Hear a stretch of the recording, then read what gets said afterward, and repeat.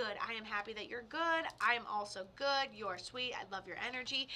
So one thing, and I'm going to zoom in on this just really quick for you. I'm just going to try to get my lighting perfected, and then we'll take a look at what the card says for you. So a couple of things here I would say is this Joseph person. Oh my God, I've been waiting. I feel that of your energy. Here's some things he says. He says, you gotta stop blaming yourself. That's the first thing he says. You've got to stop blaming yourself. He tells me he has darker hair. He passed before his time.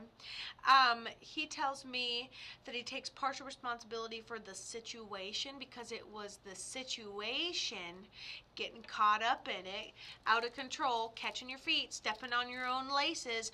It could even be like a medical thing that escalates. Whatever the situation was, escalated or went beyond anybody's control. He also shows me like water in my fingertips. Doesn't matter how good you are holding on to water. It's not always possible. When water's ready to release, it releases type of deal. So he says he also passed very suddenly. So suddenly before his time. He says you have to stop blaming yourself. Yes, that medical decline. He said ultimately he passed really suddenly at the end up here. And even if it's a medical thing, it gets beyond control. And when you have diabetes, you have that,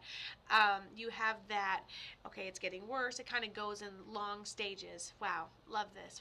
Love this. Okay, this person says that you have so many of his items. He said you have shirts in honor of his memory. I feel like not a whole lot has changed since he ends up passing. I feel like we still have quite a few items of his clothing. He loves how we're choosing to honor his memory. He keeps showing me a ring, which is not common for men to show, but this means that we maybe have like a piece of jewelry or something in honor of their memory.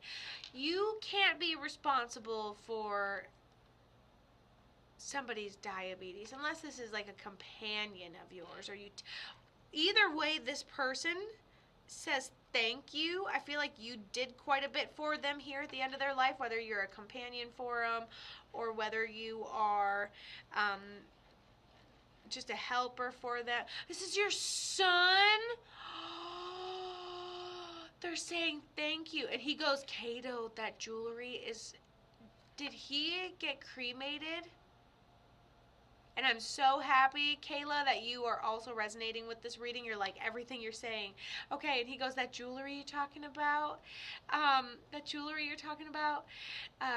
Kato, that's my ashes. And when I say thank you, she did so much for me. And when I say things haven't changed, everything looks exactly the same. And that's why she said, before his time and diabetes?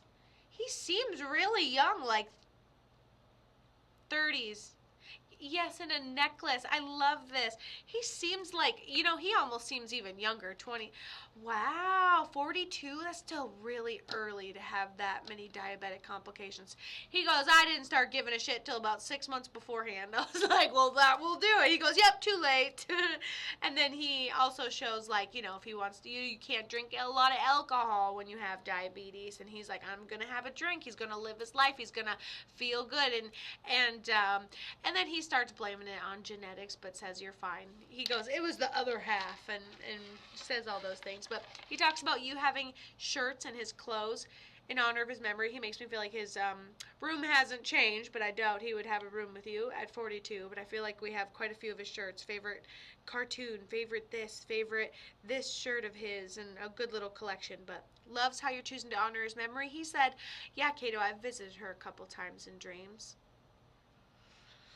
She also tells me you have a mother figure up here that had a hard time walking and passed of something almost looks like a cancer, but she's a primary guardian angel. You're going to dream of her and have more signs and symbols from her.